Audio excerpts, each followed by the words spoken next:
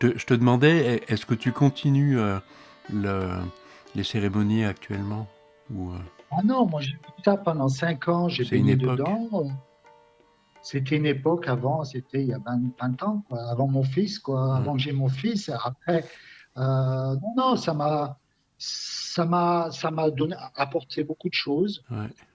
Ça m'a ouvert à plein de choses, j'ai compris plein de choses, mais après, ça me limitait. J'ai compris qu'il fallait que j'en sorte parce que ça tournait en rond au bout d'un moment. Ou Hmm. bien peut-être qu'il faut que ça soit que ta voix et que tu fasses ça comme les gens de là-bas et tout, mais non, j'ai senti le piège, quoi, et Hmm. ça m'apportait plus rien, quoi. J'ai reçu ce que j'ai reçu, mais après, il y avait des dangers, et puis, Ah ben comme je t'ai dit, on dit un peu la même chose alors.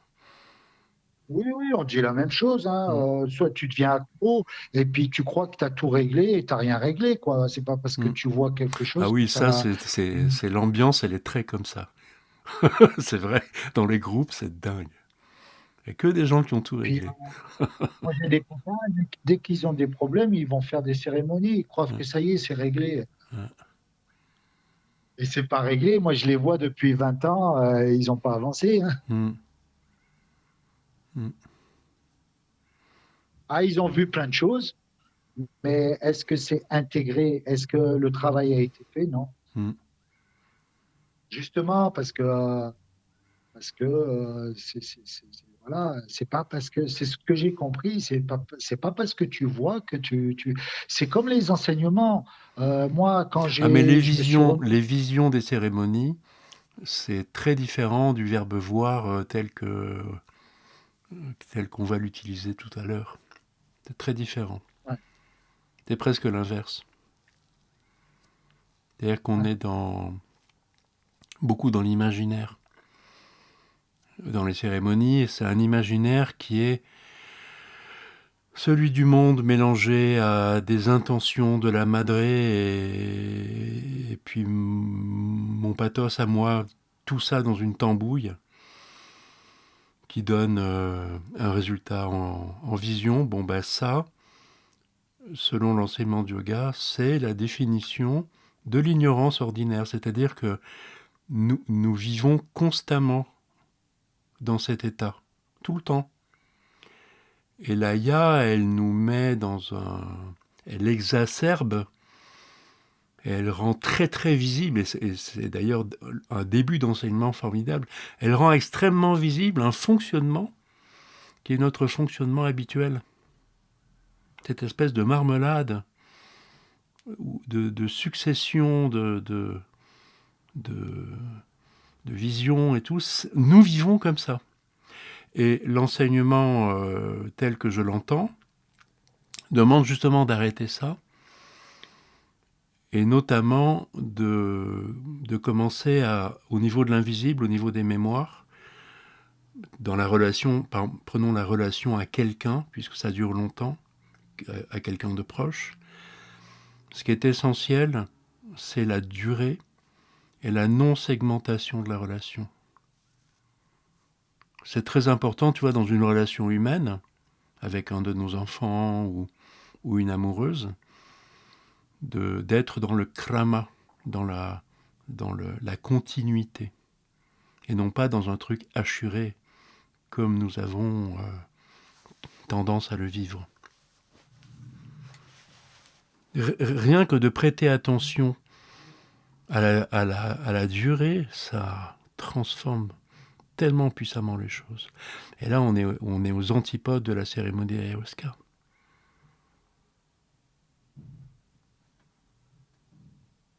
donc ce trauma là, cette durée, on pourrait aussi appeler ça aussi, ça, enfin, ça me fait penser à ça. C'est l'amour aussi qui marche comme ça aussi. Alors peut-être que ce que les chrétiens appellent l'amour, peut-être, ce que les chrétiens appellent l'amour, moi, je me demande depuis des années, enfin, je m'en fiche, tu vois, mais je me demande quand même gentiment, tu vois, de quoi ils parlent, qu'est-ce que ça veut dire. Bon, alors, au fil du temps, j'ai compris que c'est très proche de ce que l'enseignement appelle la connaissance. C'est-à-dire que là où le chrétien dit amour, l'enseignement en sanskrit parle de jnana. Oui, Mais, j'aurais pu dire amitié. J'aurais pu dire amitié aussi. mais l'amitié, c'est différent. Voilà, justement, c'est ce que j'allais rajouter, c'est que dans l'amour, dans le mot amour du français chrétien, il y a une dimension émotionnelle, il y a une dimension affective qui n'est pas dans l'enseignement du yoga. Non pas que les yogis ou les indiens ou les yogis ou les sages ne soient pas affectés, affectifs. C'est pas la question. Mais dans la question de la connaissance, il n'y a pas besoin d'affect. Tu sais, par exemple, ici, dans les stages de développement personnel, yoga ou pas yoga, on parle tout le temps des émotions. Il faut gérer ses émotions, les émotions ceci, cela, les chakras, les émotions. L'enseignement n'en parle jamais, jamais. Ça n'existe pas. C'est des décalages comme ça. Alors, au niveau de l'amour, je crois que c'est pareil. Nous, on appelle amour, je sais pas, tu vois, j'ai beau être français, j'ai beau être de langue maternelle française, je sais pas très bien ce que les gens appellent l'amour. Ben, je capte, si tu veux, mais ça ne me concerne pas. Je ne me sens pas concerné par l'amour. Je sais pas quoi en faire, tu vois, alors que la question de la connaissance, qui est un peu différente. La question de la connaissance, c'est juste voir. Tu vois, que comme par exemple, ce que je te citais tout à l'heure, de pouvoir être nourri de choses tout à fait, des choses du monde qui sont tout à fait délirantes. Moi, ça me va. Très bien. J'ai pas de problème avec ça. J'ai pas de problème pour rigoler de Narendra Modi et de Poutine, que j'aime beaucoup ces personnages finalement. C'est les personnages de notre tragicomédie à échelle géostratégique. Tu vois, c'est comme ma tragicomédie à moi, qui suis très malheureux de ceci, de cela, plein d'espoir de ceci, de cela. Bon, ben c'est pareil au niveau géostratégique. C'est tout aussi humain, beau et absurde.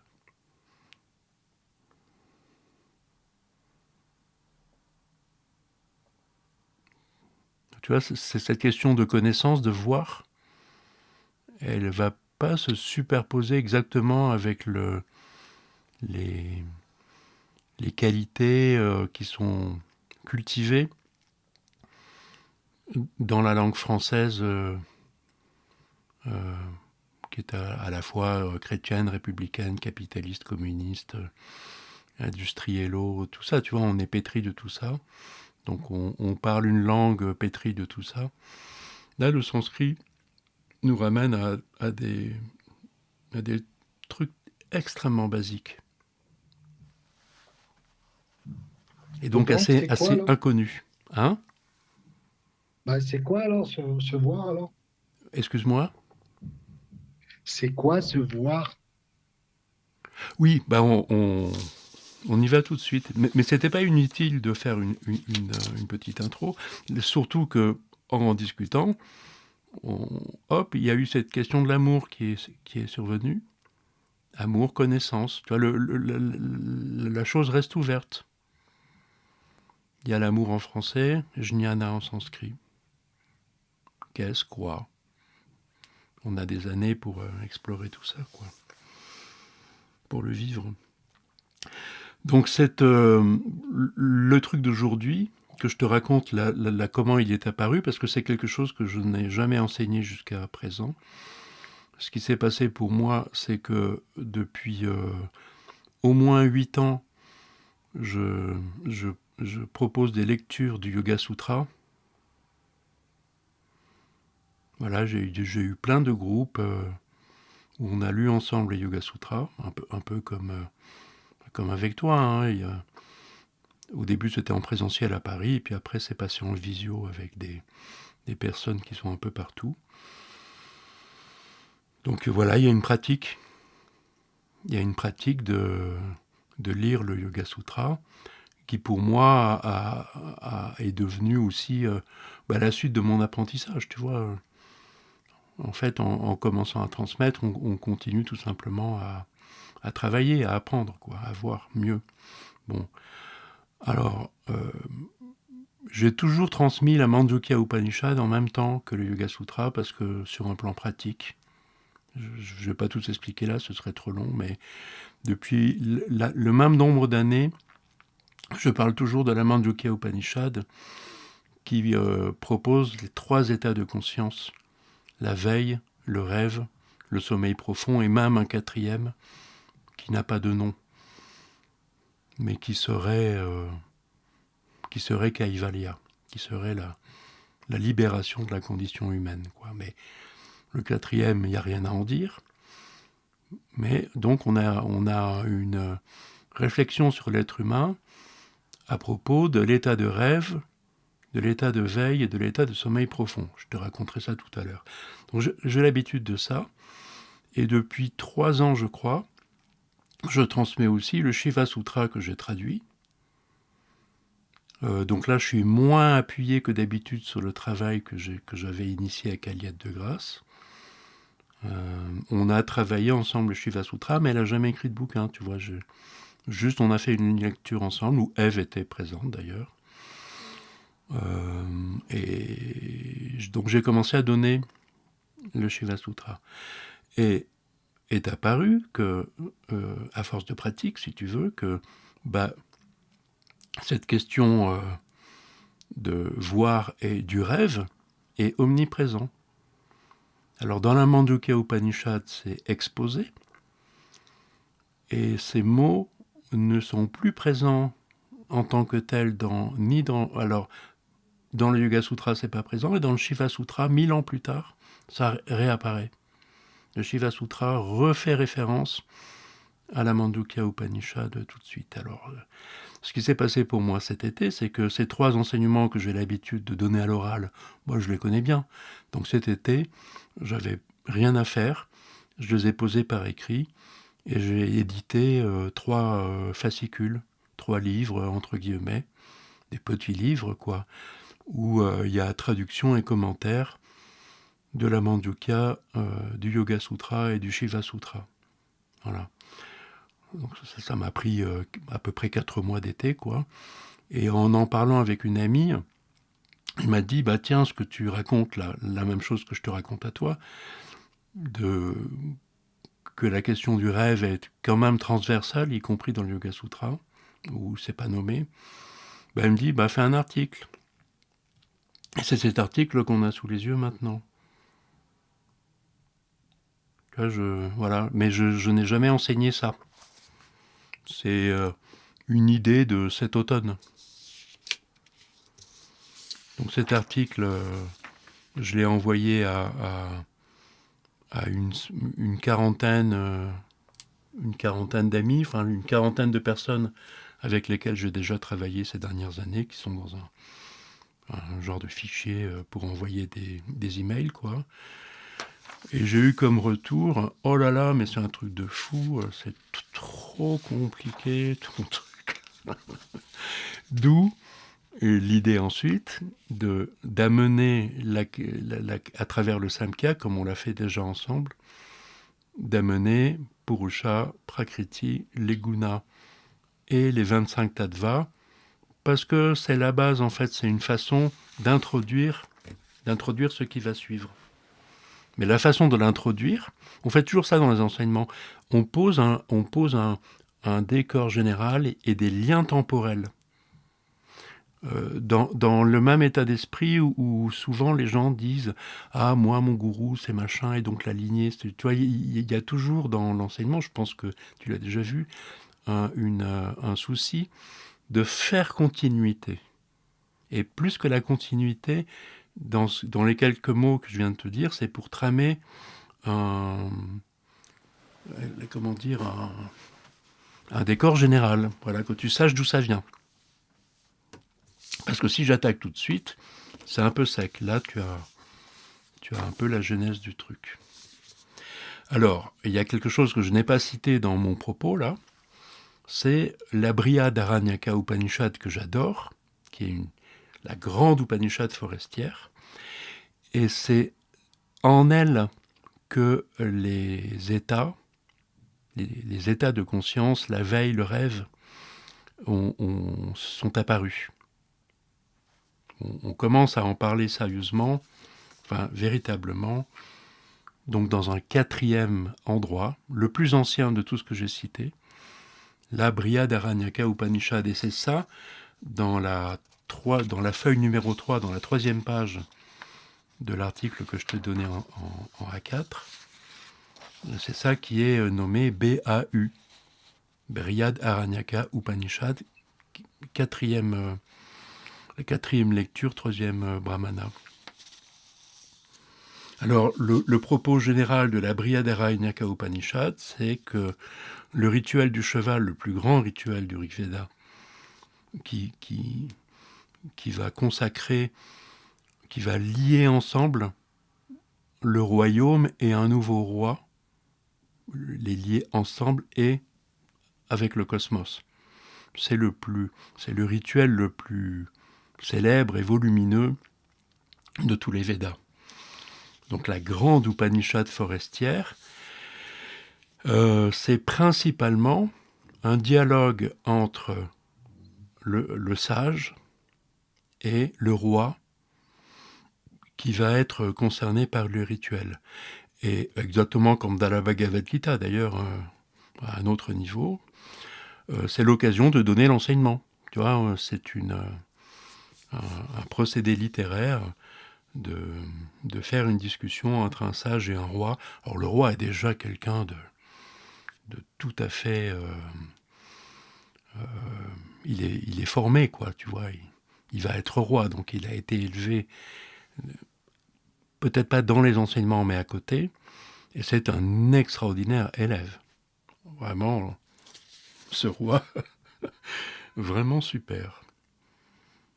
Le roi Janaka, en tout cas, au moment où nous allons intervenir, là, le roi Janaka questionne le sage Yajnavalkya. Il va falloir que je m'achète des lunettes. Ils ont énormément parlé de la mort. Là, on est déjà dans le 4e livre sur 6, on est loin. Il est énormément question de la mort, en ce que la mort fait mémoire. Ça, je t'en ai déjà parlé, qui est une évidence. La mort est très importante parce que la mort de tout ce qui nous a précédés, c'est l'invisible. Enfin, fait l'invisible. L'invisible, c'est les mémoires de la mort. Et là, le roi arrive avec la question toute simple. Qu'est-ce que Atman ? Demande le roi. Le sage répond. C'est Purusha, fait de discernement dans les souffles. Lumière intérieure dans le cœur qui, tout en étant le même, traverse les deux mondes comme s'il pensait, comme s'il bougeait, car lorsqu'il est endormi, il dépasse ce monde-ci et ses formes de mort. En vérité, quand Purusha naît et prend corps, il est uni au mot, M-A-U-X. Quand il s'en va et meurt, il rejette ces mots, M-A-U-X. C'est pour planter le décor, ça. En vérité, Purusha a deux états. Ce monde-ci, manifesté, entre guillemets, et l'autre monde, l'invisible. L'état de rêve, un troisième, en est la jonction. Se tenant dans cet état de jonction, il voit les deux états, ce monde-ci et l'autre monde. Et quelle que soit l'approche par laquelle il advient dans l'autre monde, l'invisible, par cette approche, il est entré, et il voit l'un et l'autre, les maux et les joies du monde. Quand il rêve, il reprend le matériel de ce monde en son entier, il le détruit par lui-même, il le crée par lui-même, il rêve par son propre rayonnement, par sa propre lumière. En ce lieu, Purusha devient sa propre lumière. C'est plus que Purusha devient alchimiste tout-puissant créateur. C'est pas ça. Ce Purusha libéré, libre, de Kaivalya, ne devient pas un surpuissant. Il devient sa propre lumière. Peut-être meurt-il à ce moment-là d'ailleurs.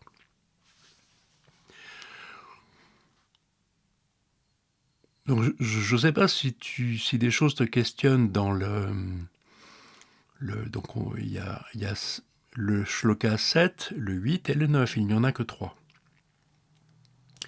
Dans le shloka 7, on nous présente un être humain fait du discernement dans les souffles, lumière intérieure dans le cœur qui, tout en étant le même, traverse les deux mondes, comme s'il pensait, comme s'il bougeait. Car lorsqu'il est endormi, il dépasse ce monde-ci et ses formes de mort. Non, c'est pas un Purusha normal, ça. Du tout. La question du roi était « Qu'est-ce que Atman ?» Le sage répond « C'est un homme. » Mais cet homme a l'air, il a l'air de vivre normalement. Mais en fait, il est un funambule sur sa corde entre le visible et l'invisible. Il dort au monde manifesté, il est endormi au monde manifesté, en équilibre sur son fil, il dépasse ce monde-ci et ses formes de mort, il est entre deux. Votre mission, si vous l'acceptez,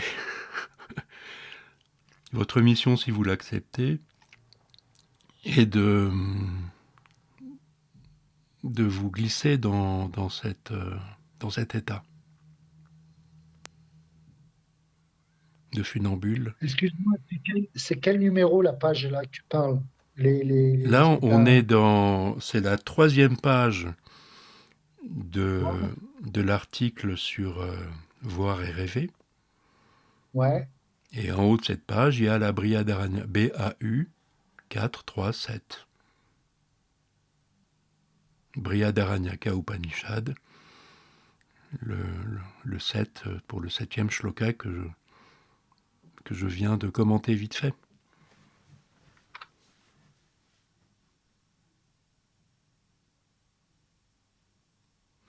Tu vas avoir le temps de revenir à ça, parce que c'est un sacré bout. Hein, ces 3 shlokas, c'est un sacré bout. Tout est dit, l'enseignement. Tu vois, à cette époque, 800 ans avant Jésus-Christ, l'enseignement de yoga, ça n'existait pas. En fait, si. L'enseignement de yoga est en train d'être donné là, mais ça ne s'appelait pas enseignement de yoga, ça s'appelait être sage. Ça s'appelait être porteur de parole. Brahmin. Ça s'appelait dépasser ce monde-ci et ses formes de mort. Ça s'appelait traverser les deux mondes, être en équilibre entre eux deux.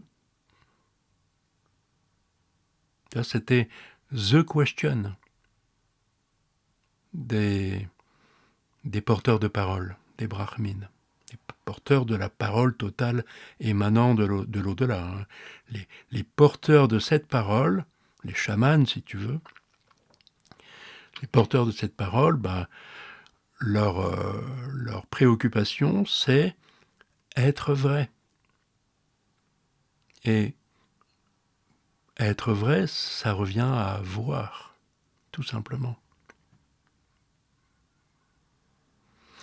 Lorsque le rituel ne fonctionne pas, un enfant est accueilli dans sa famille, dans la famille élargie, dans le village, la caste, le royaume, hein, comme il se doit. Il y a des cérémonies pour ça. Les porteurs de parole officient aux cérémonies, c'est leur boulot, c'est leur métier, quoi. C'est des chamans, quoi. Ils font tout bien pour que le gamin arrive en notre sein dans les meilleures conditions. Et le gamin meurt. Il meurt. C'est traumatisant pour les gens. Qu'est-ce qui s'est passé? Le brahman a mal travaillé? Les parents ont fait quelque chose de pas bien? Qu'est-ce qui a déconné? Depuis qu'on fait des rituels, les rituels ne fonctionnent pas. Il y a des couacs tout le temps. Bon, là, le gamin meurt. C'est un mystère. Bon, il s'est peut-être fait bouffer par un tigre, enfin, peu importe. Il est tombé malade, il est mort. Alors que tout avait été fait pour bien l'accueillir. De siècle en siècle, si tu veux, les porteurs de parole ont compris que pour qu'un désir soit ajusté à la réalité, pour qu'un rituel fonctionne, il faut que le désir soit ajusté à la réalité. Autre exemple, toujours à propos de ce baptême, entre guillemets. Je paye le brahman pour que mon enfant devienne roi, mais il ne peut pas. Dans le jeu des castes, il n'est pas bien placé pour ça. En faisant cette demande, bon, qui serait refusée en principe, mais admettons, je fabrique un enfer en fait par mon vouloir. Le vouloir n'est pas le désir. Les Védas s'appellent voir. Hein. Je rappelle que les Védas, c'est la racine vide et ça signifie voir. Et ça, c'est la preuve que la question du Veda, depuis le départ, c'est voir. Parce que tout vouloir qui n'est pas ajusté à dharma, à la constitution du monde, va poser problème.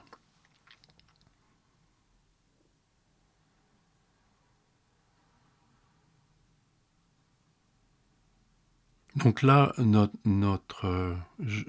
vais le redire, hein, le 7e shloka. Notre 7e shloka, il intervient dans ce contexte-là. Le roi va être sacré roi par le rituel du cheval. Il y a forcément une forme d'inquiétude chez lui. Il veut bien faire. Il veut connaître. Il veut s'ajuster. Et la Brihadaranyaka Upanishad raconte comment l'enseignement est donné à ce roi qui désire s'ajuster. Son désir est vraiment noble. Il ne veut pas, il n'est pas bouffé par un vouloir de pouvoir. Non, il est vraiment dans un désir de vérité. Il questionne. Dans ce cadre-là, je redis, hein, le 7e shloka, qu'est-ce que Atman demande le roi? Le sage répond, c'est l'homme, fait de discernement dans les souffles, lumière intérieure dans le cœur, Atman quoi, qui, tout en étant le même, c'est-à-dire un homme, traverse les deux mondes comme s'il pensait.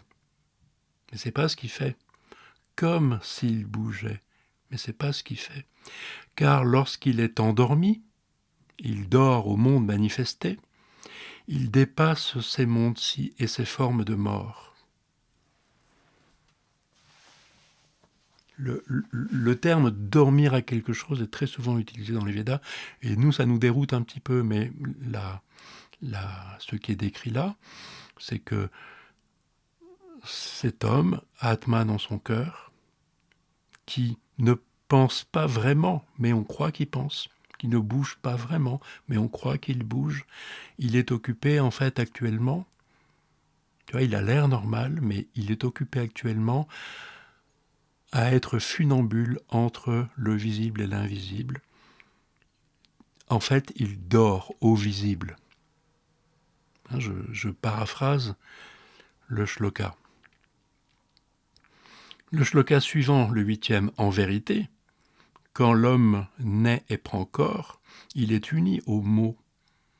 Quand il s'en va et meurt, il rejette ses mots. C'est un petit commentaire supplémentaire pour qu'on comprenne mieux. Le Purusha, qui n'est pas comme celui qui est décrit ci-dessus, qui lui dort au manifesté et se tient entre les mondes, visibles et invisibles. Celui qui n'est pas dans cet état de rêve, en fait. En vérité, quand il prend corps, il est uni au mot. Voilà, ça c'est le Pachou, est simplement uni au mot jusqu'à la mort. Et maintenant, le 9e shloka, celui qui nous intéresse, le décor a été posé. En vérité, Purusha a 2 états. L'homme a 2 états. Ce monde-ci, manifesté, et l'autre monde invisible. L'état de rêve, un 3e, en est la jonction. Se tenant dans cet état de jonction, il voit les 2 états, ce monde-ci et l'autre monde. Et quelle que soit l'approche par laquelle il advient dans l'autre monde, l'invisible, par cette approche, il est entré et il voit l'un et l'autre, les maux et les joies. Quand il rêve, c'est ce qui nous montre depuis le début, il reprend le matériel de ce monde en son entier, il le détruit par lui-même, il le crée par lui-même. Il rêve, on pourrait croire qu'il devient un chaman surpuissant qui fait de l'alchimie, tu vois, qui transmute le plomb en or et qui crée des objets de pouvoir. Non, non, non, non, non. Il rêve par son propre rayonnement, par sa propre lumière. En ce lieu, l'homme devient sa propre lumière.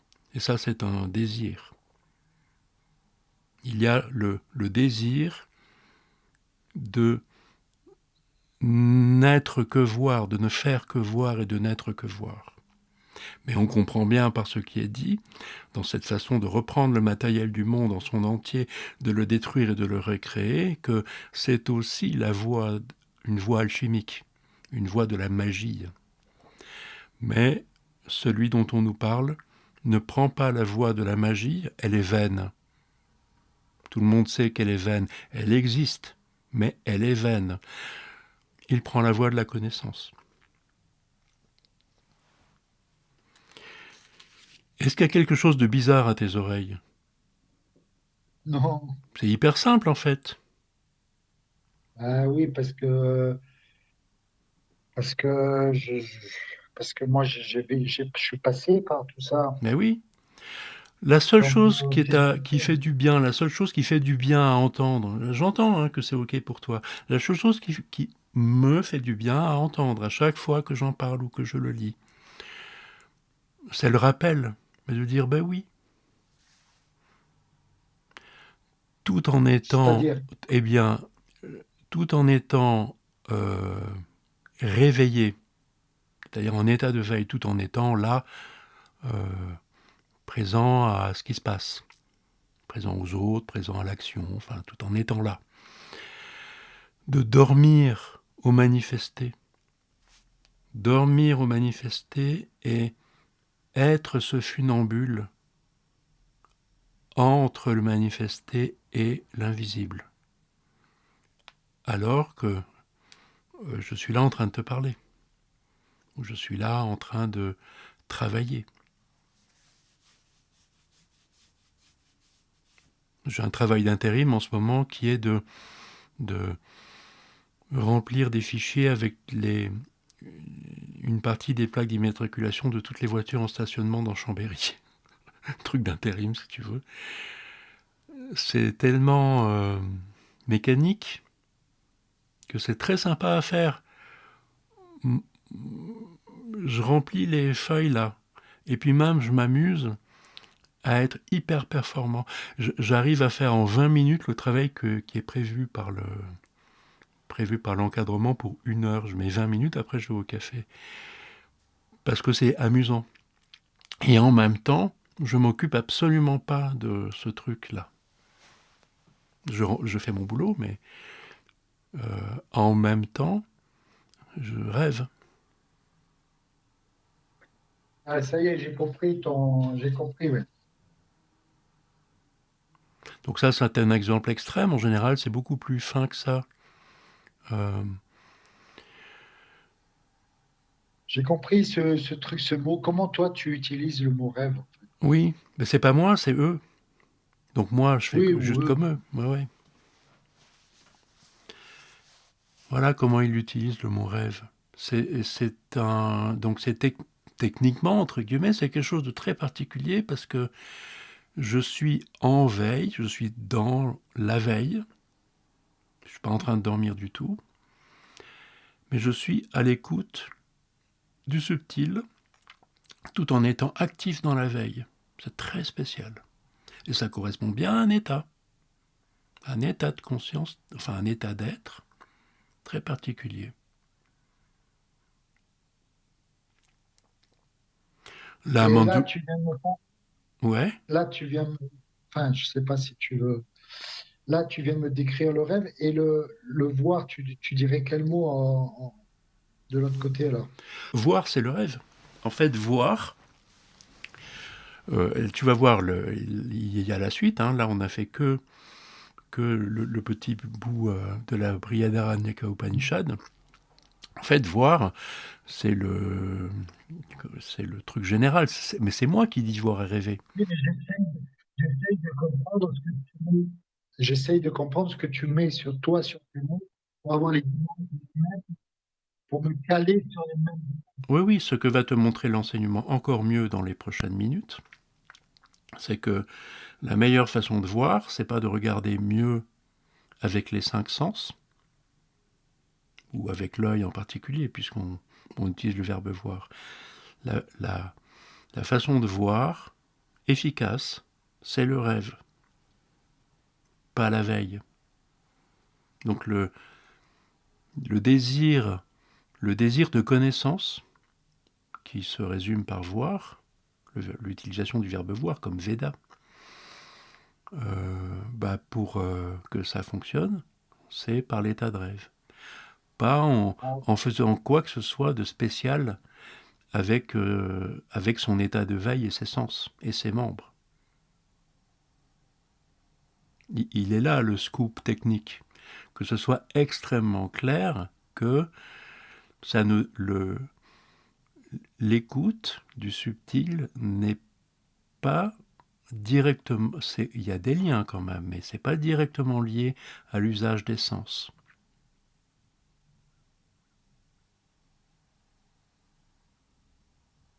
Cependant, il est très utile d'être tout de même très sérieux avec ses sens.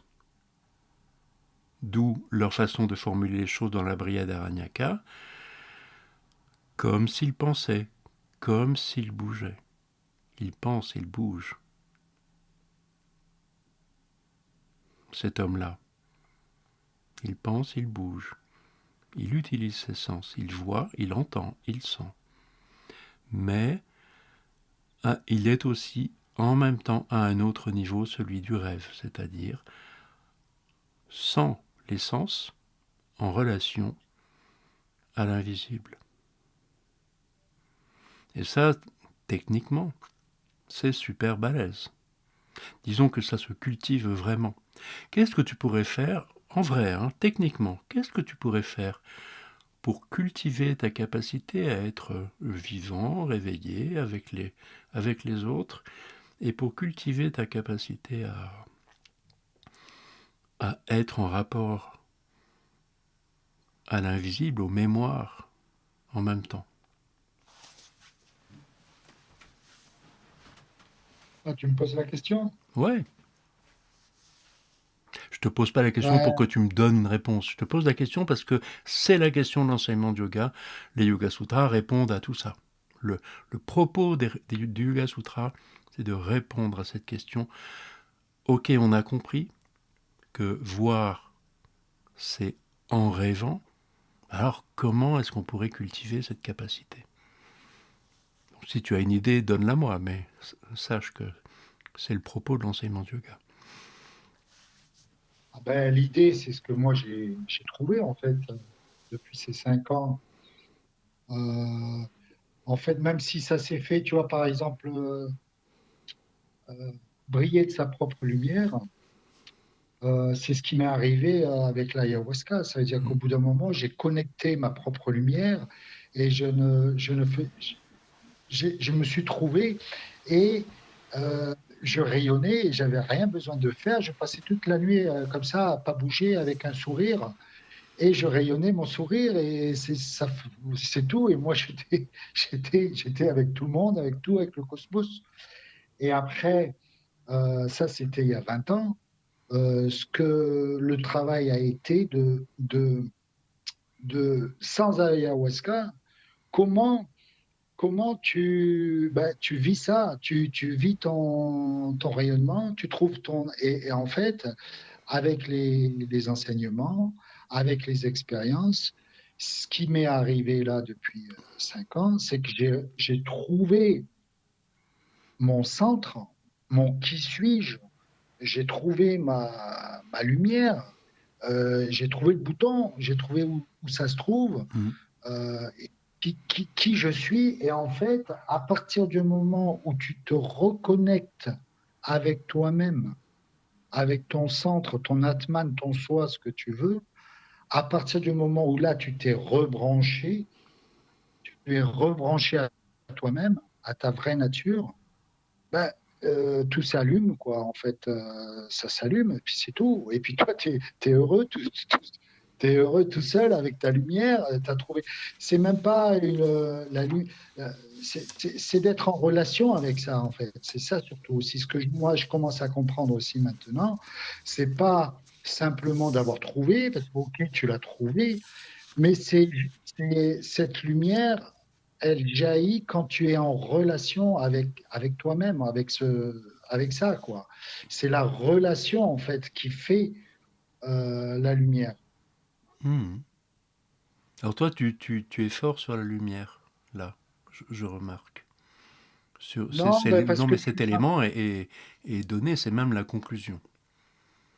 non, je suis parti parce que je suis parti de la phrase du rayonnement de la lumière. Tout à fait. Il reste Et par son propre rayonnement, par sa propre lumière. En ce lieu, voilà, l'homme devient sa propre lumière. C'est vraiment voilà.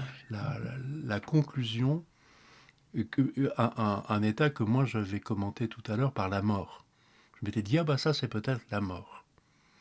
Mais Hmm. on n'est pas là pour faire des surcommentaires, ça sert à rien. Juste là pour donner l'enseignement en fait.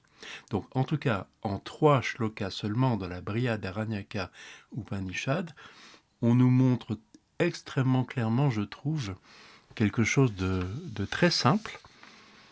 C'est que tout en étant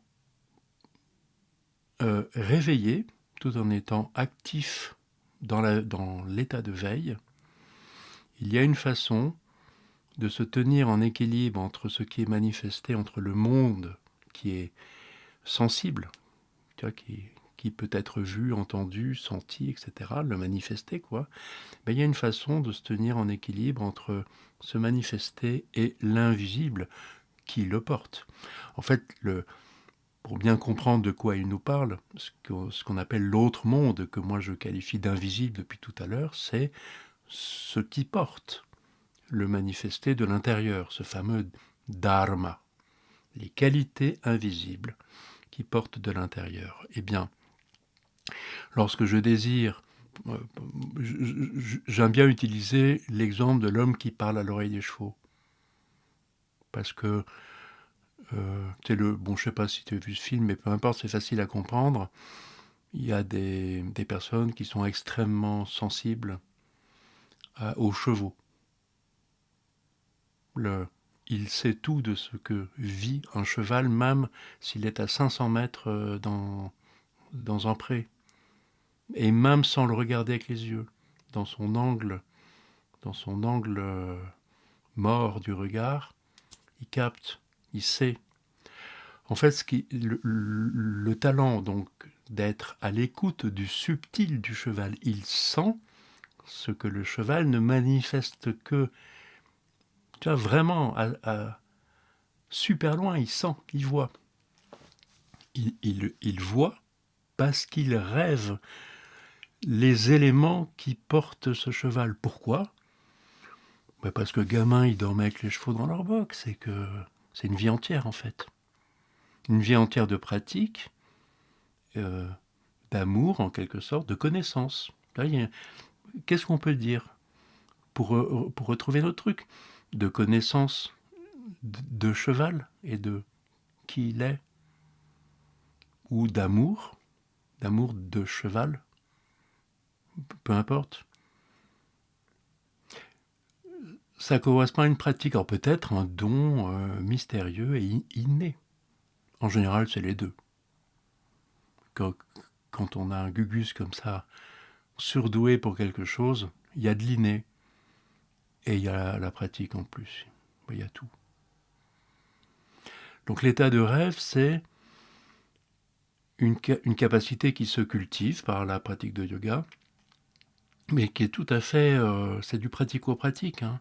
C'est qu'est-ce que je peux faire pour voir, ou allez, utilisons le mot entendre. Arrêtons de dire voir. Pour entendre à 500 mètres qu'est-ce qui se passe pour ce cheval. Et c'est même pas la peine de regarder. Il n'y a aucun effort à faire. L'information, je sais. Il sait. L'enseignement nous parle de ça. Donc se tenir comme un équilibriste sur son fil qui agit. Tu sais, le gars dont je parle, il est peut-être en train de charrier des brouettes de fumier.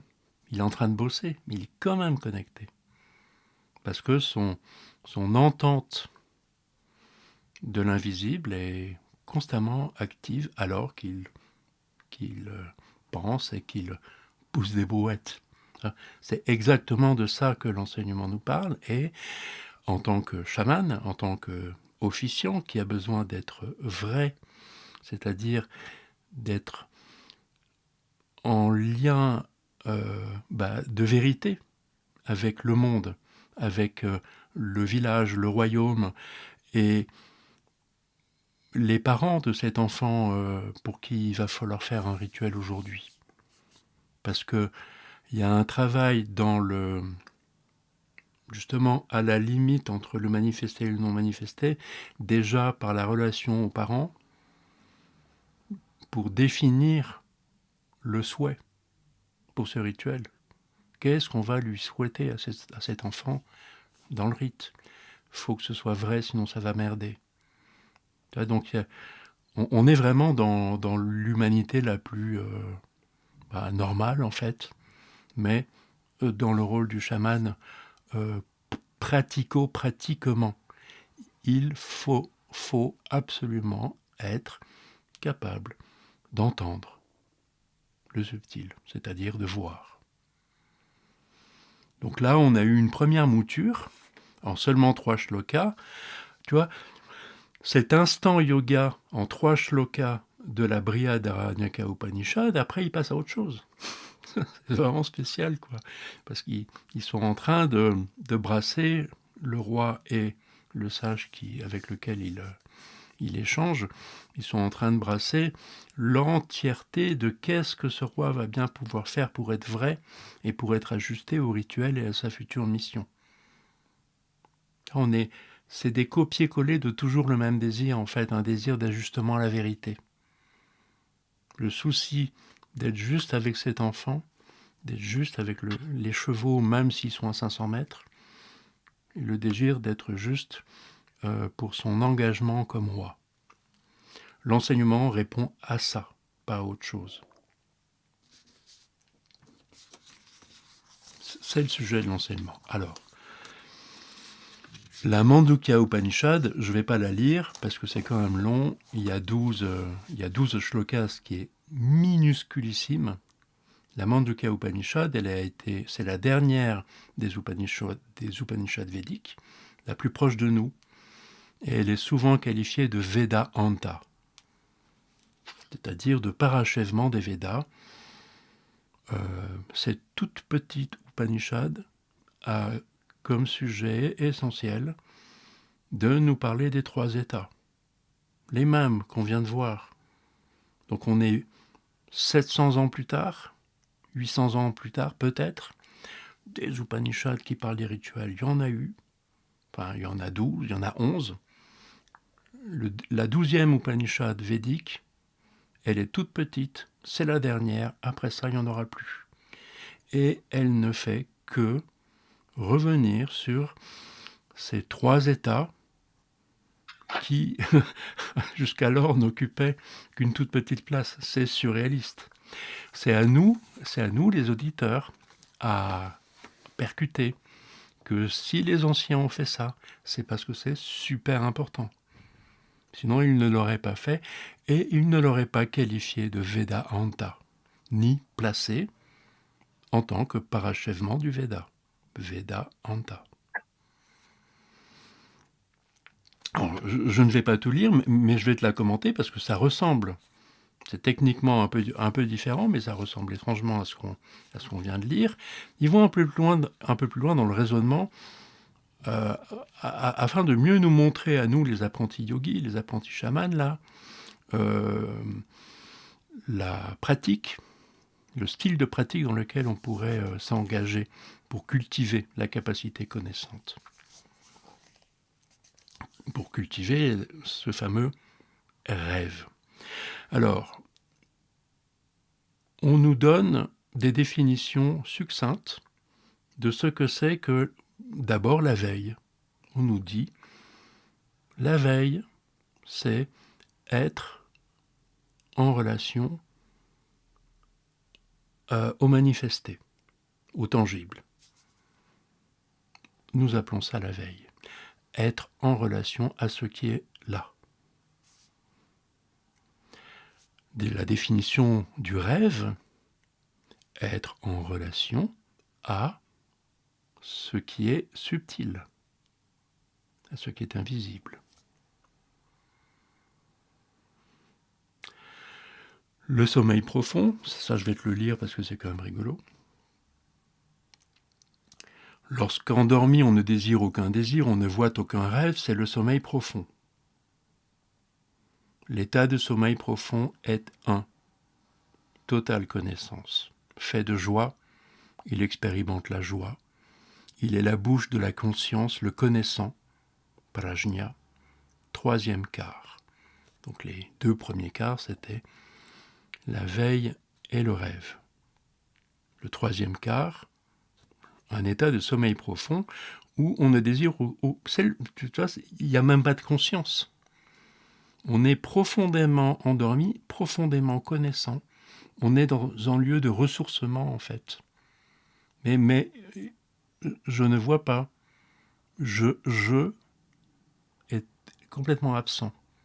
Ça, c'est pas tout à fait pareil que dans la Brihadaranyaka Upanishad. Ils prennent pas tout à fait les mêmes moyens. Donc pour nous, c'est super intéressant de voir comment ils vont nous inciter à travailler. Donc cet état de sommeil profond, là, il est le Seigneur de tout, l'état de sommeil profond. Ah bon? Je rêve. Qu'est-ce qu'il raconte? Il est le Seigneur de tout, le connaisseur de tout, le maître intérieur. Il est la matrice, la yoni. Ah bon, la déesse aussi. De tout, l'origine et la fin des êtres. Ni connaissant ce qui est intérieur, ni connaissant ce qui est extérieur, ni connaissant les deux, ni totale connaissance, ni connaissant, ni non connaissant, ni visible, ni lié à l'acte, insaisissable, indéfinissable, impensable, innommable, essence de la connaissance d'Atman, uni, ce en quoi le monde se résorbe, tout de paix, bienveillant, non duel, il est connu comme le 4e, c'est lui, Atman, qu'il faut discerner. Et là, on arrive dans les grands classiques des tantras, des Védas, tu vois, dans la façon, un peu dans l'emphase. On sort des Védas, justement, effectivement. C'est tout à fait autre chose. Mais ne nous laissons pas impressionner par les effets de style. Ce qui est dit est très simple, en fait. Mais très lourd de conséquences pour nous. On nous dit donc que est appelé état de rêve le fait d'être en relation à ce qui est manifesté. Est appelé état de rêve le fait d'être en relation à ce qui est subtil. Le sommeil profond, c'est une absence complète du moi. L'électroencéphalogramme est quasiment plat. Là, il le savait déjà. Et en fait, je suis en train de me ressourcer. Je suis à la source. Et c'est rien tout ça. C'est ni connaissant, ni pas connaissant. Laisse tomber. De toute façon, t'as pas accès. Enfin, si. L'accès, c'est toutes les nuits. Mais pas toi. Seulement l'être, une part de l'être, qui n'est pas moi, a accès à ce ressourcement toutes les nuits. Et la question, pour Kaivalya, c'est ça s'appellerait Kaivalya, mais c'est pas notre sujet. Notre sujet à nous, nous, il nous reste plus que 2 états. Enfin, le 4e état, c'est Kaivalya. Le 3e état, dans le sommeil profond, on ne décide pas. Par contre, on peut décider de favoriser une bonne hygiène de vie pour bien dormir. Mais ce n'est pas notre sujet principal non plus là. Le sujet principal, c'est que, en fait, on se retrouve donc dans la même situation que dans la Brihad Aranyaka Upanishad, on se retrouve à être entre l'état de rêve et l'état de veille. Mais réfléchissons. On nous dit que on nous dit que la veille, c'est être en relation à ce qui est tangible. Mais ça, en fait, ça s'appelle samadhi. Ce qui se passe en vérité pour moi, c'est que je ne suis pas en relation à ce qui est manifesté. Je suis pris dans mon film.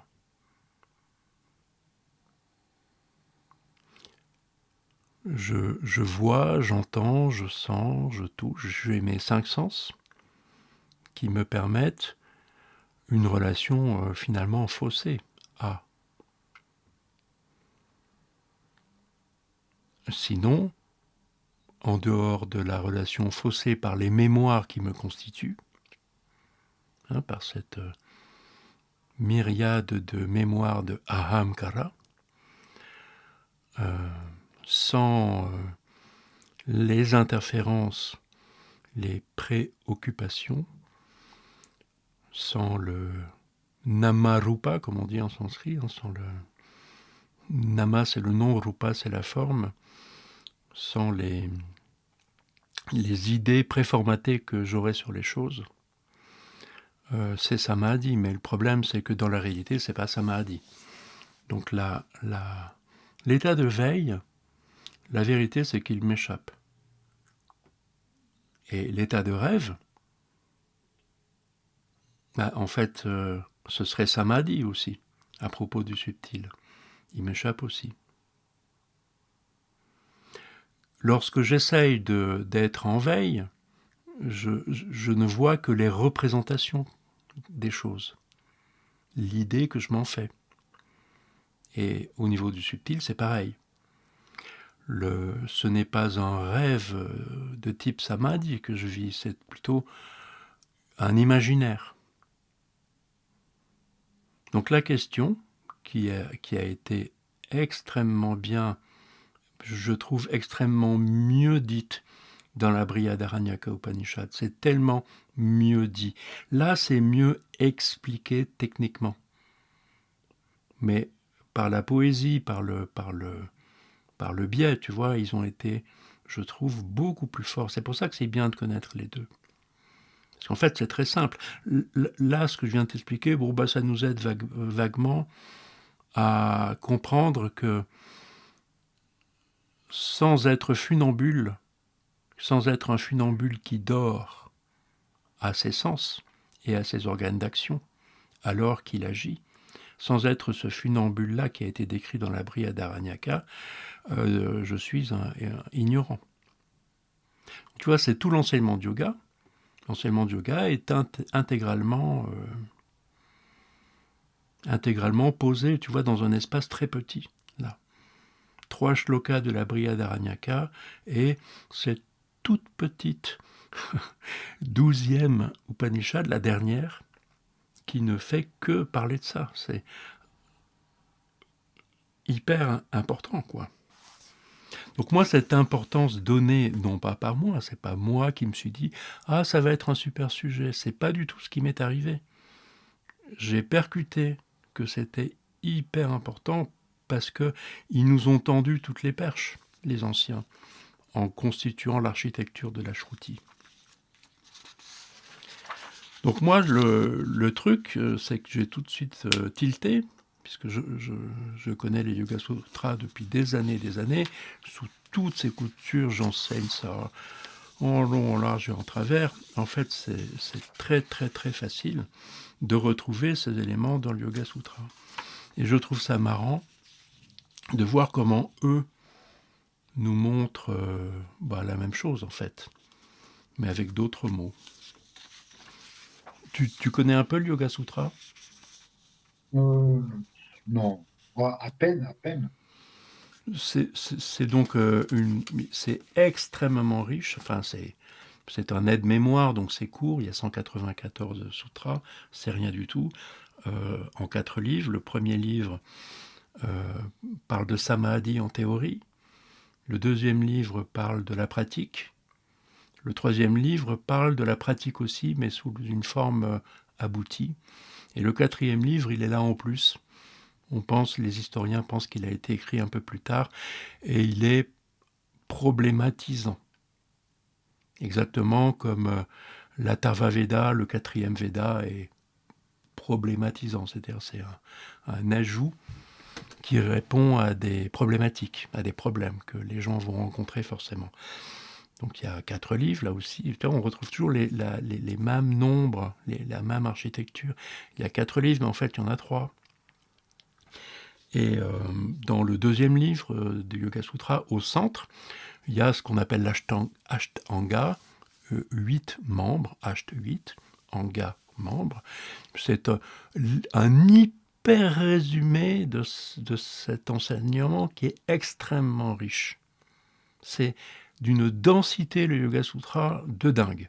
Alors, en 194 sutras, c'est hallucinant le nombre de fils qui sont tendus vers les Védas et puis vers notre réalité humaine, etc.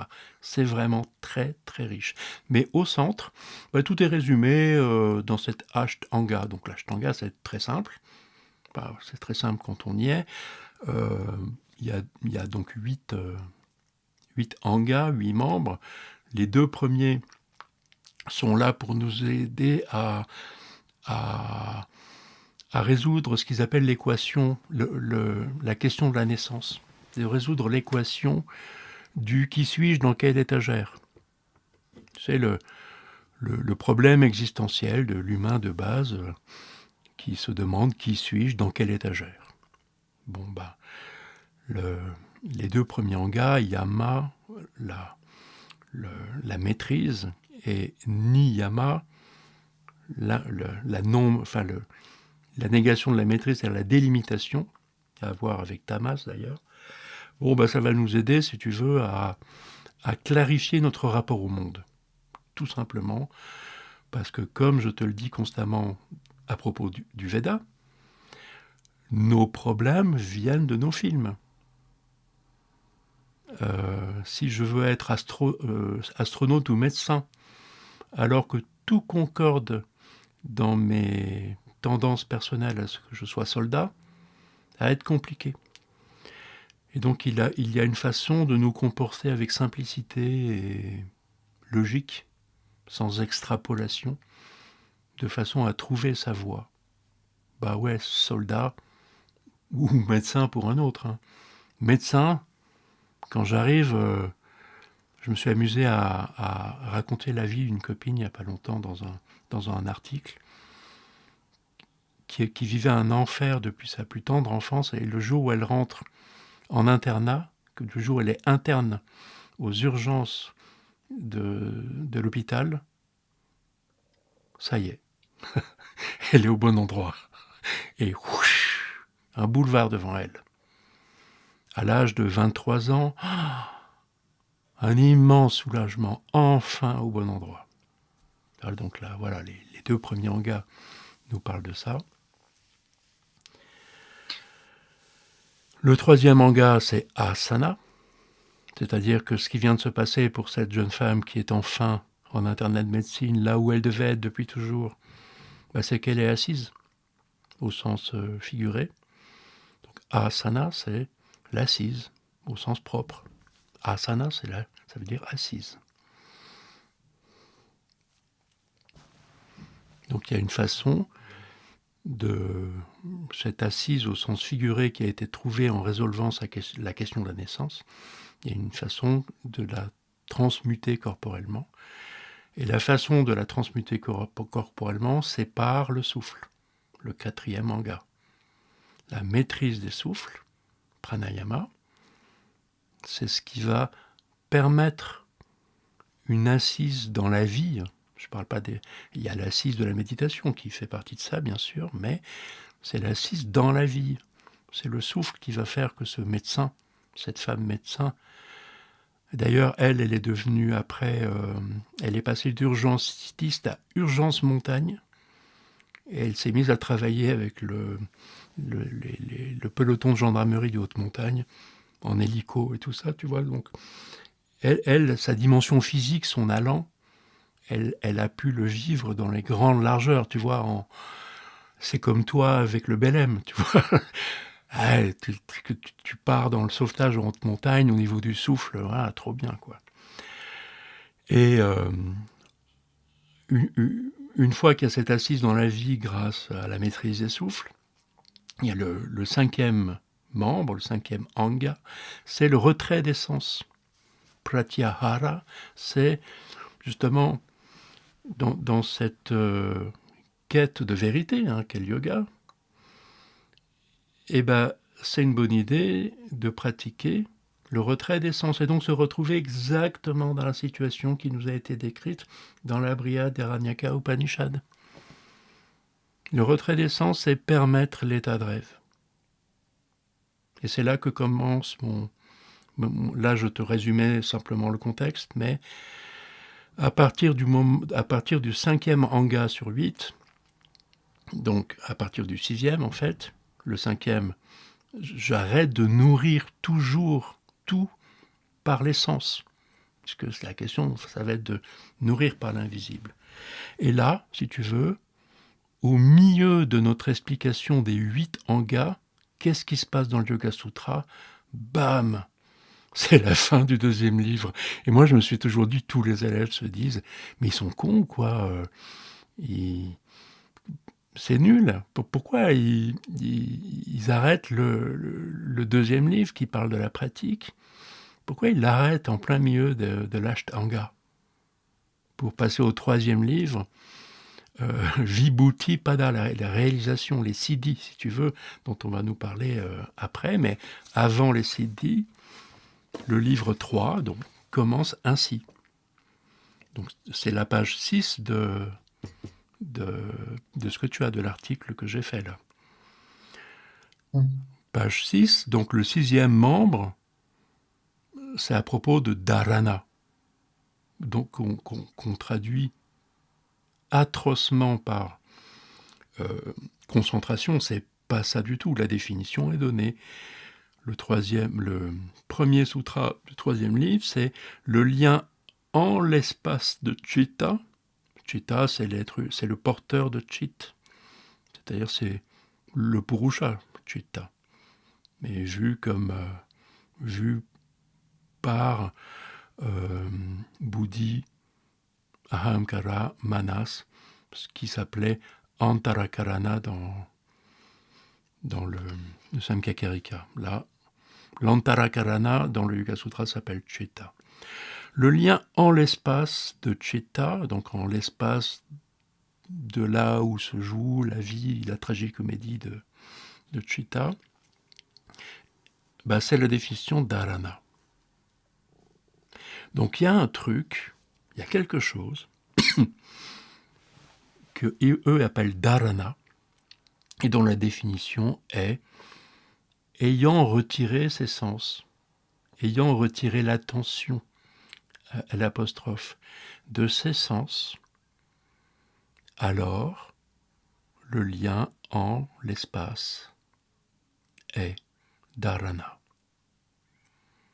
Et le sutra suivant, là, attention continue à la représentation est dhyana. Ça, c'est dingue. Parce que dans l'expérience, c'est exactement ce qui se passe.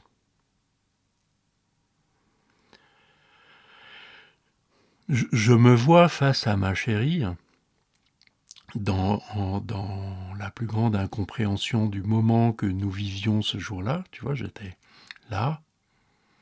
Et ce qui serait bien, c'est que je la capte, que je comprenne ce qu'elle fait. Parce que là, dans notre relation, c'est vraiment le bordel. Et ce serait formidable que je puisse l'entendre. Je l'aime après tout. Alors, à ce moment-là, eh bien, que j'arrête de la regarder, que j'arrête de l'écouter, que j'arrête de vouloir l'attraper avec mes sens. Tu vois, que j'arrête de vouloir la comprendre, que j'arrête tout ça, le retrait des sens, et que seul le lien en un espace où elle est. Elle est là, elle est en face de moi. J'ouvre l'espace et elle est toujours là, elle est dans un espace ouvert. C'est hyper technique leur truc. Là, attention continue à la représentation, c'est-à-dire à elle qui apparaît là mais qui n'est pas elle.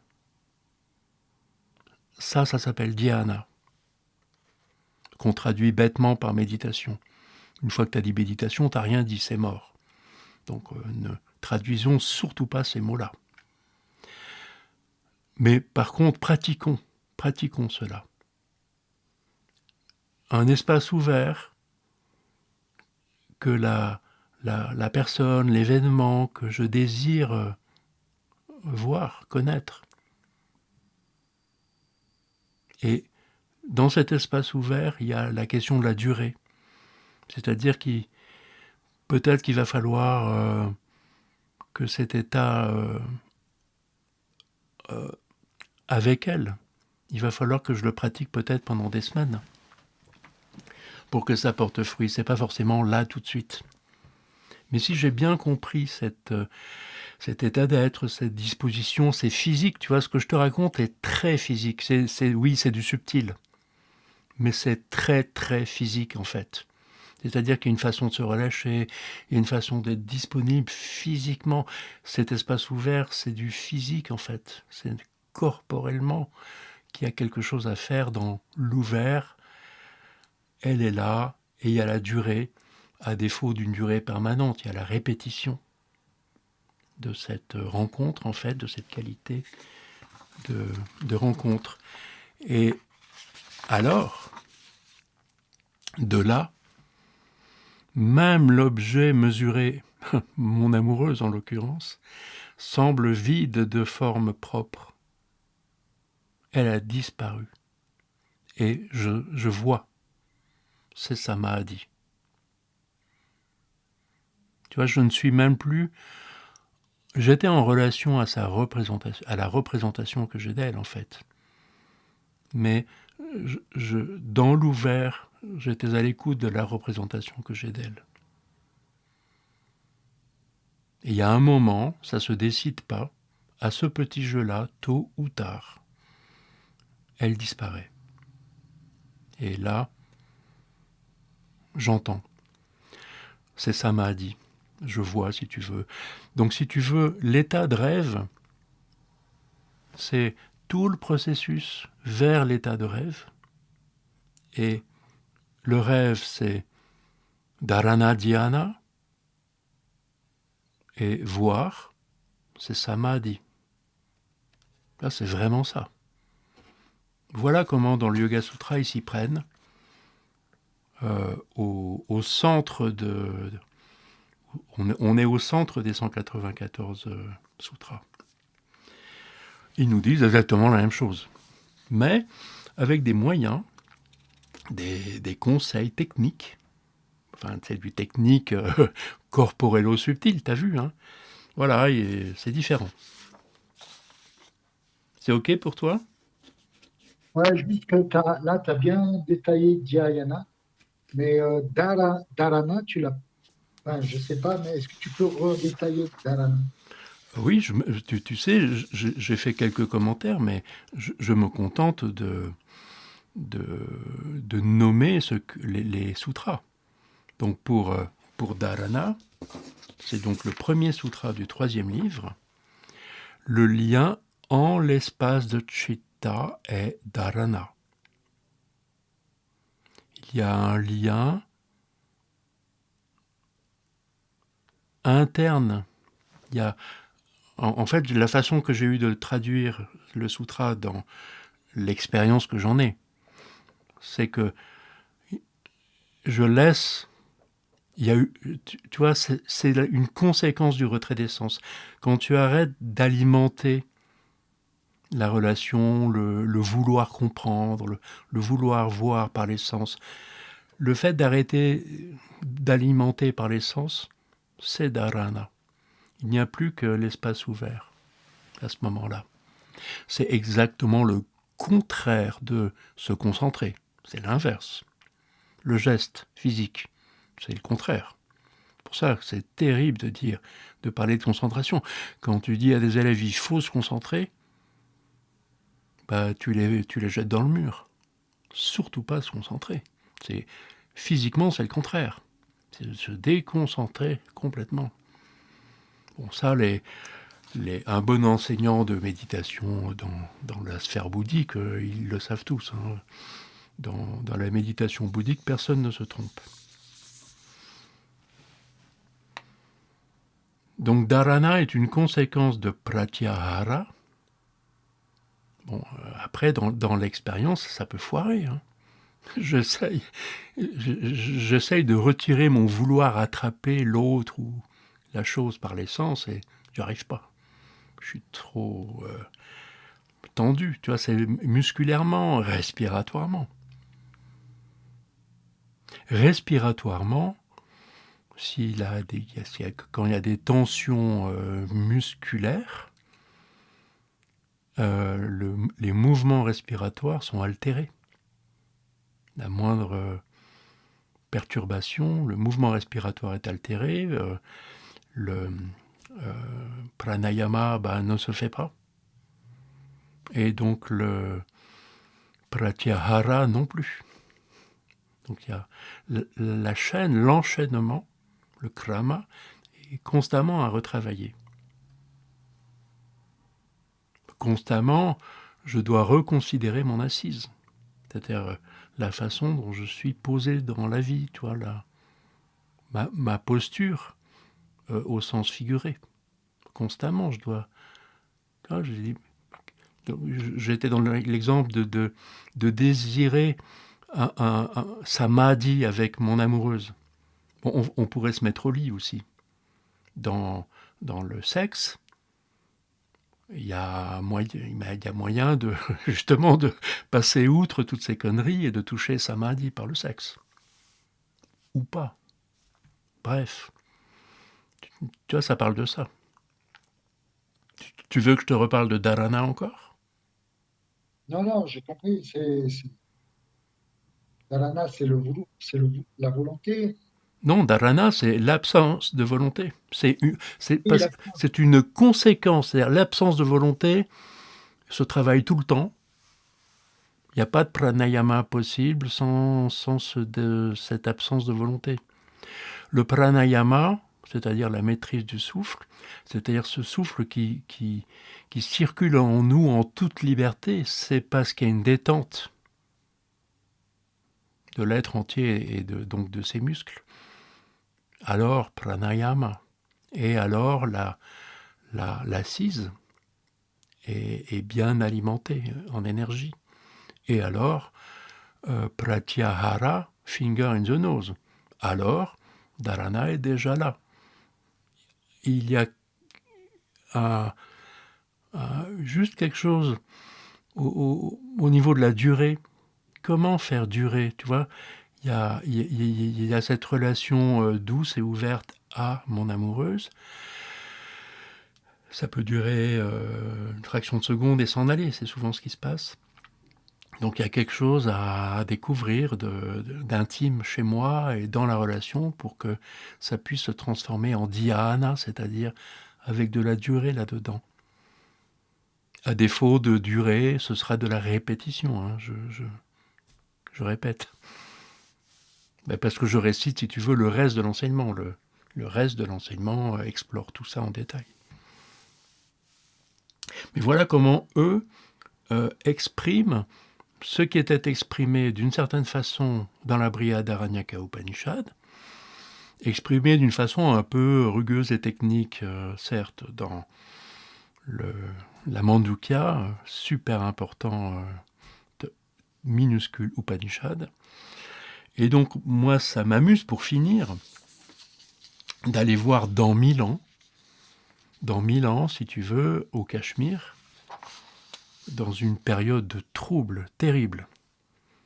Le Cachemire est menacé par les invasions musulmanes qui auront raison d'eux dans le siècle. Dans le siècle, le royaume sera rayé de la carte par les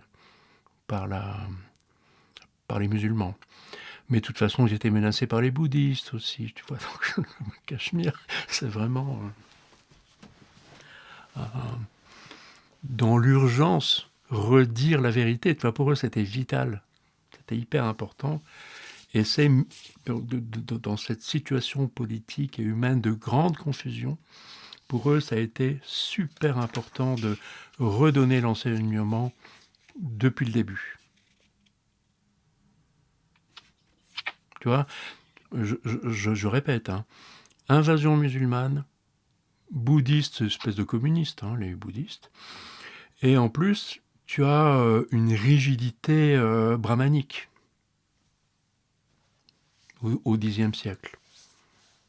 Et Brahman, ça se rigidifie, c'est facho un peu, quoi. Tu vois, ça vire facho. Donc au Cachemire, ils pètent les plombs, quoi.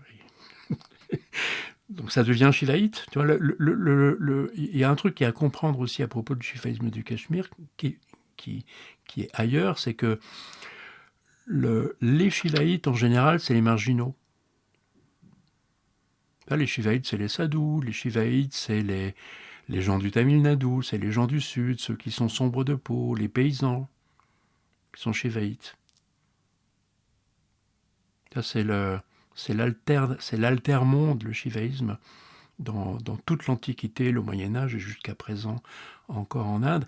Et là, c'est super chelou parce que c'est un petit royaume tout propre sur lui et puissant quand même, dans le piémont himalayen comme la Suisse, qui va devenir shivaïte, ce qui est une bizarrerie de l'époque. Mais ils ne vont pas devenir shivaïtes comme des sadhus. Eux, ils vont, comme des intellectuels et des nobles et des guerriers et tout ça, ils vont tout reprendre à zéro, les Védas.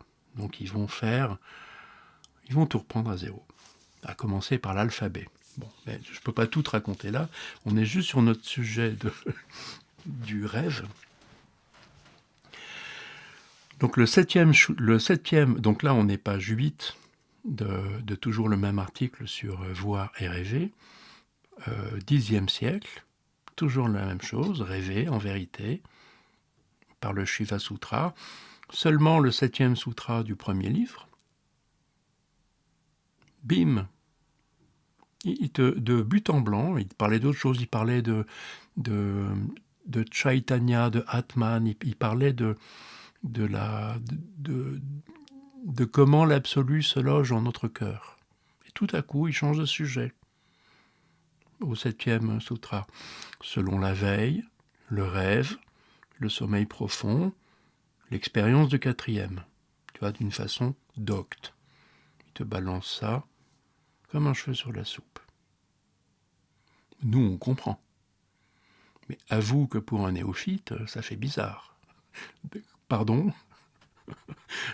Qu'est-ce que vous racontez? C'est très clair, en fait. Selon la qualité de l'état de veille, selon la qualité de l'état de rêve, selon la qualité du sommeil profond. Kaivalya dépend des 3 premiers, et surtout des 2 premiers. C'est juste une évidence. Où veulent-ils en venir? Le 8e, le sutra suivant. L'état de veille et connaissance. Les gars, ça dépend. Tu es d'accord avec moi? Il nous balance l'état de veille et connaissance.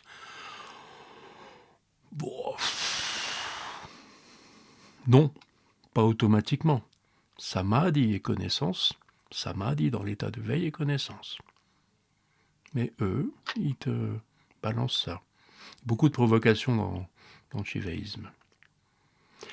L'imaginaire est état de rêve. Vikalpa, l'imaginaire, c'est Vikalpa. Non. Non plus. Mec, ils ont pété un câble ou quoi? L'état de veille est connaissant. En cas de samadhi, oui. L'imaginaire est état de rêve. Oui, mais là, c'est pas samadhi. Vikalpa, c'est le contraire. Vikalpa, c'est l'imaginaire, genre je suis possédé par mon film.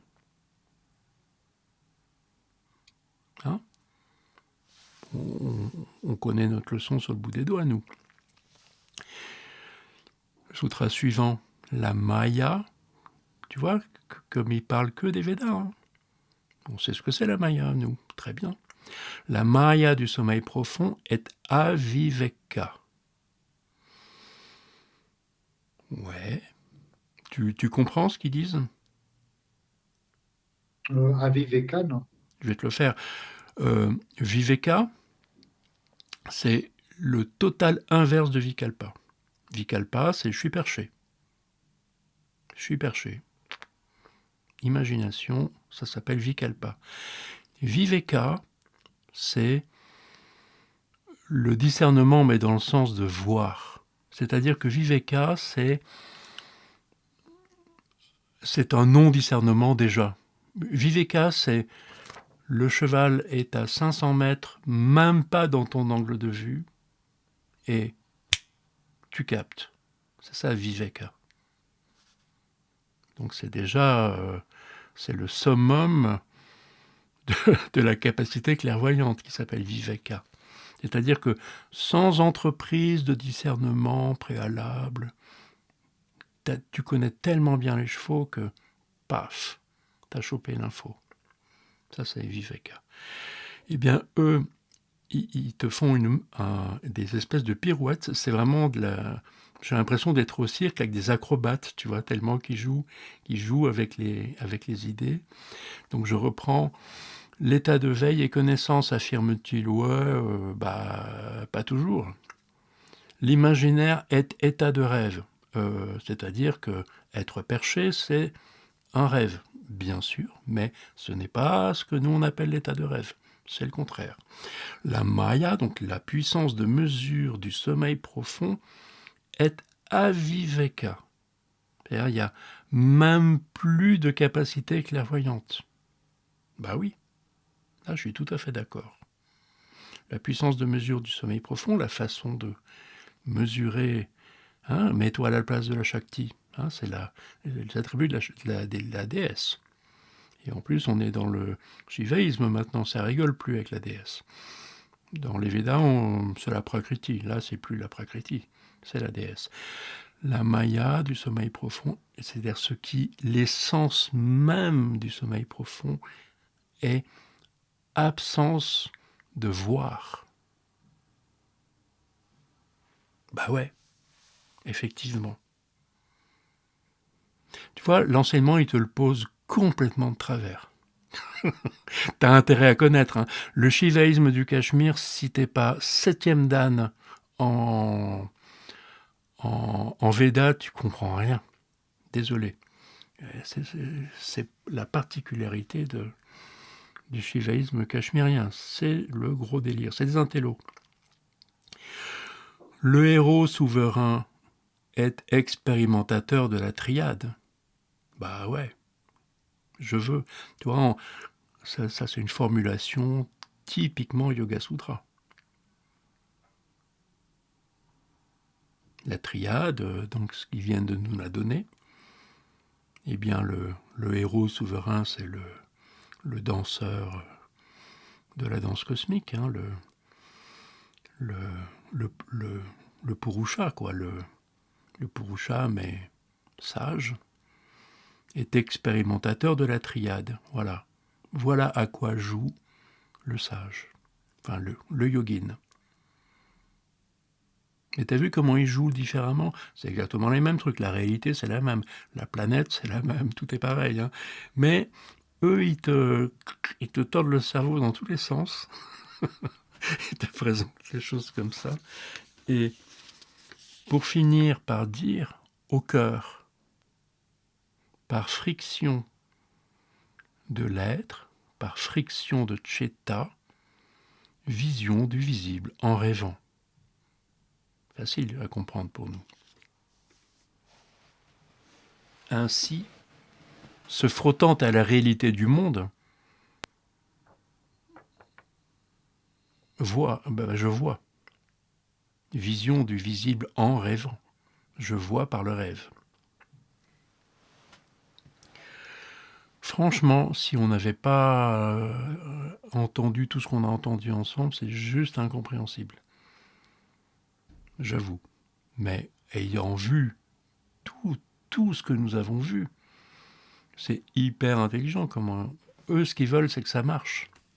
Eux, ils veulent fabriquer ils veulent former du chaman opératif, quoi. Ils veulent que, surtout au Cachemire. Ils sont menacés de partout, ils ont besoin de clairvoyance, plus que jamais. Le grand truc, là on est au 15e sutra, le 22e sutra, c'est la fin du premier livre, et le premier livre se termine par on laisse tout tomber, on plonge dans l'océan. Ayant considéré l'enseignement, plonge dans l'océan. C'est-à-dire part dans le monde, agit, devient matelot sur le Belém, voilà, la réalité est là, typiquement shivaïte. Mais le yogin qui part plonger dans l'océan, dans le monde, quoi, quand on dit l'océan dans un cadre védique, c'est pas n'importe quoi, parce que les eaux, c'est là où tout se trame. Le barattage cosmique de la planète Terre, c'est dans les eaux. Hein, dans les Védas, tout le temps. Et donc l'enseignement shivaïte te dit, plonge dans l'océan. Voilà. Donc plonge au cœur. C'est-à-dire que ça va pas être forcément la question de plonger en allant comme matelot sur le Belém. Limite, ce serait bien de s'engager dans les forces spéciales ou conseiller à l'Élysée. Toi, tu fais normal sup et tu vas à l'Élysée, là c'est vraiment la merde. T'es au cœur, dans l'œil du cyclone. Très shivaïte, ça. Ou alors tu t'engages dans les forces spéciales. Bon, je déconne un peu, mais... Non, mais il y a de ça. Donc tu vois, on n'est pas dans la spiritualité. Tu vois. Depuis qu'on se connaît, à quel moment il a été question de spiritualité, de tourner son regard vers l'intérieur? Jamais. C'est-à-dire que tout le charabia New Age dans lequel nous vivons, moi c'est ça tu vois, s'il fallait conclure, le choc, enfin c'est pas un choc pour moi parce que je le savais. Moi ça m'a plutôt rassuré. L'enseignement ne parle pas de tout le charabia New Age dans lequel on est pris. Ils sont hyper pratico-pratiques et ils veulent que ça marche. Le rêve.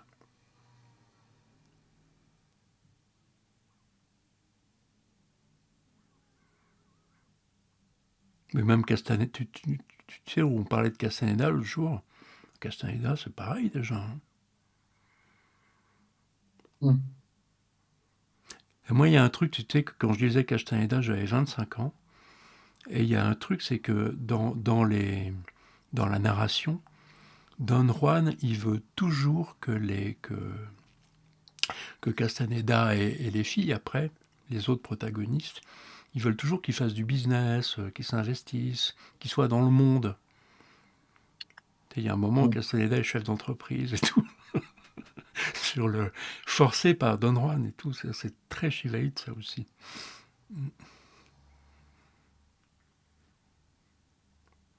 Voilà. Bon, tu vois, ça fait un gros. Bon, ça fait 2 heures qu'on parle, mais il y a une demi-heure de début à enlever. Ça fait un gros truc, hein, mais on est passé par 4 enseignements, par 4 des enseignements les plus célèbres de. Non, c'est un truc de malade, hein. C'est vrai que cet article, c'est un truc de ouf.